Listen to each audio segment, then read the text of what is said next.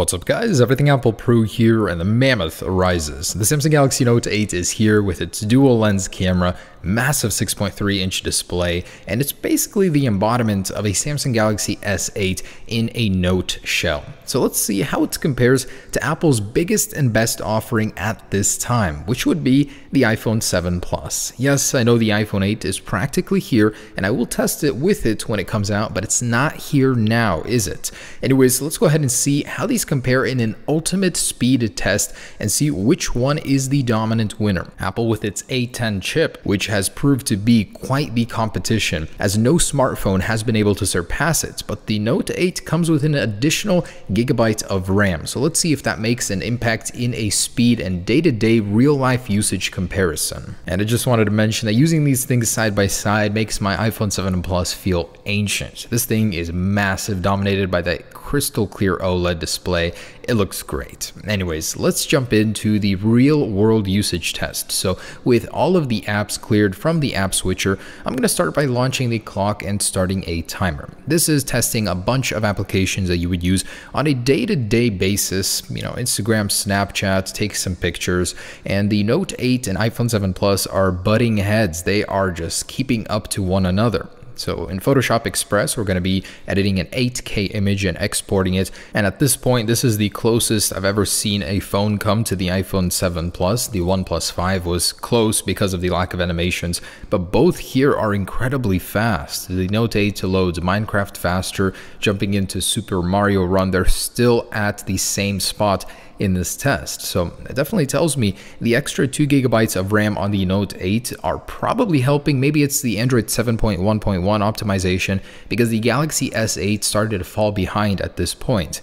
iPhone 7 Plus barely stretches forward, as the loading time on Asphalt was a little bit long on the Note 8, but both are still on the same application at this point. And by the way, the Galaxy Note 8 isn't utilizing its screen completely. In order to keep up with the iPhone 7 Plus, it has to be in full HD display mode. If it was actually running in QHD, I think this test would be a much different test, but most people will be using it in this mode, so that's only fair. Now, this is where the iPhone 7 Plus starts to surge forward in a lot of those basic applications, web-based, Amazon, Netflix, Uber, SoundCloud. It's definitely pushing forward, but the Note 8 is just a couple steps behind. I mean, this is such a small margin. You're really not going to notice that much in your day-to-day usage. I was very impressed with the Note 8 and just how it kept up with the iPhone 7 Plus.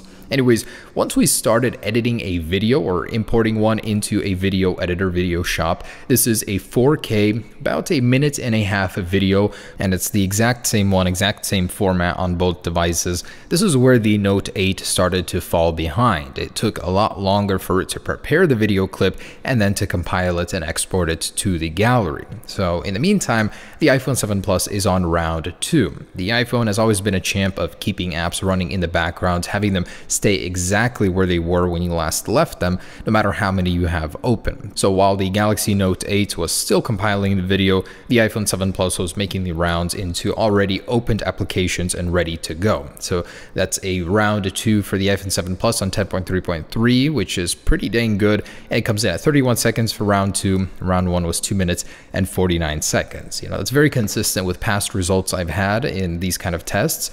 So the Note 8 just finishes up now at 4 minutes and 29 seconds for round 1. And jumping into round 2, you can see that all of the applications are already loaded. The Maps, Photoshop Express, exactly where it was left. Export this one once again. We got Minecraft and Mario Run. So everything was where I left it for the most part. There was a slight pause for some of the applications when loading it where there wasn't on the iPhone, but this is a huge improvement over the Samsung Galaxy S8 if you remember that test. I'm hoping that Samsung continues to optimize that as well, but the Note 8 with its extra 2 gigabytes of RAM is definitely better. So overall, 5 minutes to finish this test. Round 2 was 37 seconds, so very close to round 2 on the iPhone. Alright, so next up, I would like to do a startup test. So both of these did very well. The Galaxy Note 8 was very close in the apps. It's only when it began compiling the video, the 4K about minute and a half video that it started to struggle and fall behind. Otherwise, it is very, very capable. I can tell. I mean, 6 gigs of RAM really helps. All the apps that on the Galaxy S8 weren't refreshed before definitely were on this guy. Anyways, just a quick little test. It doesn't really mean much to start up, but with all of the apps still opened, let's go ahead and turn these guys off and turn them on at the same time. Now, the one on the left, the Galaxy Note 8, is running Android 7.1.1. My Galaxy S8 Plus doesn't even have that yet, so it's definitely ahead of it. We'll see if that changes anything. This one, iOS 10.3.3, but it's about to be updated to iOS 11 soon. Starting up in 3, 2, 1, and they are off. So there it is.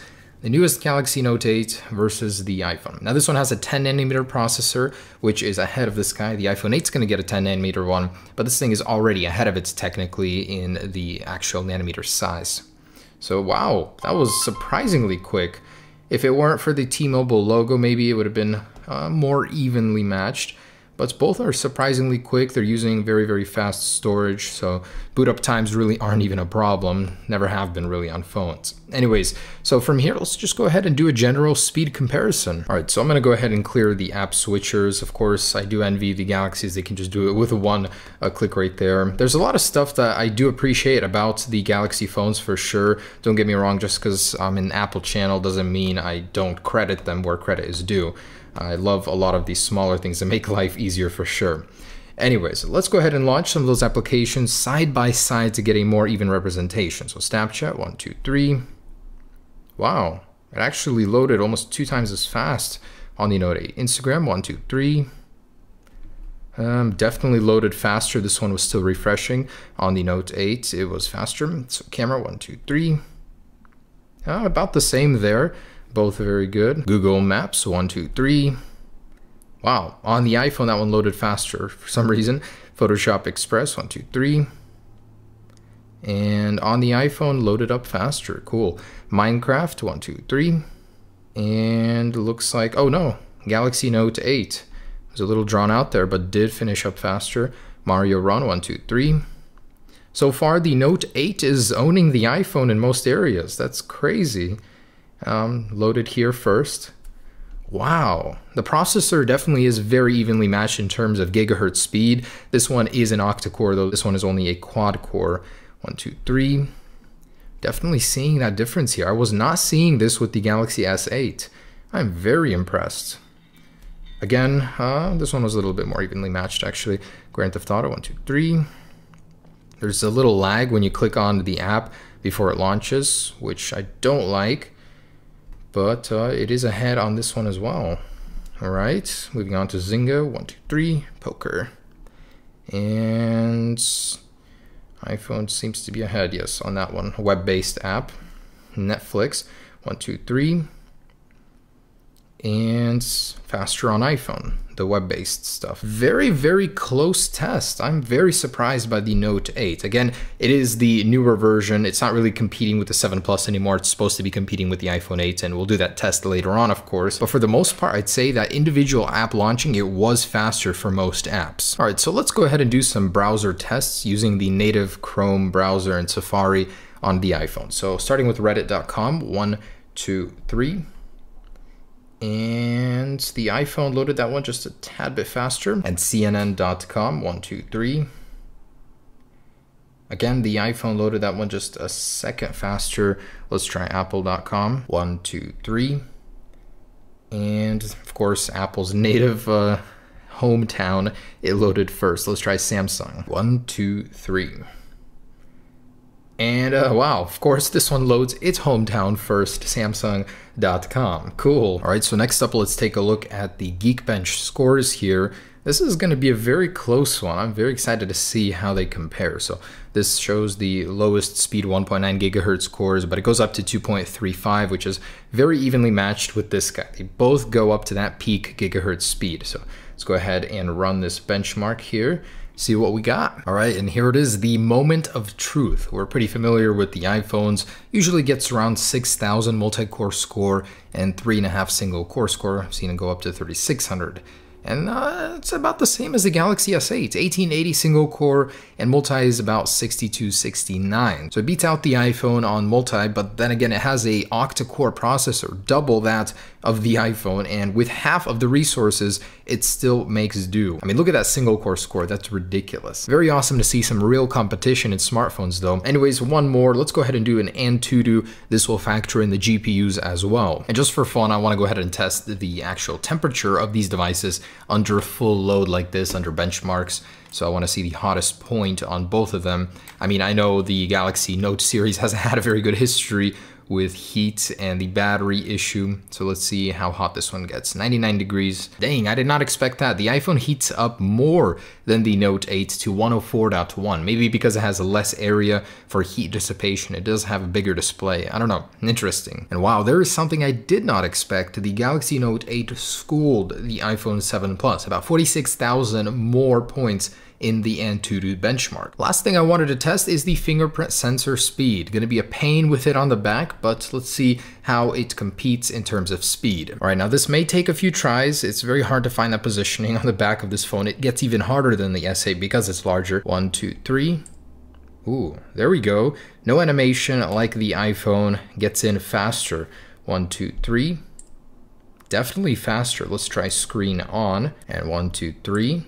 Yeah, definitely faster here as well. It's the animation on the iPhone that kills it. All right, guys, so there it is. That is the Samsung Galaxy Note 8, a very capable device, but we're gonna have to see how it competes with its true competitor, the iPhone 8, in just a couple weeks here. Either way, Qualcomm Snapdragon 835, great processor. This thing definitely handles memory very well, doesn't reload apps like the Galaxy S8 Plus, a definite improvement over the S8 series. Hope you guys enjoyed this video. Stay tuned for more. Peace.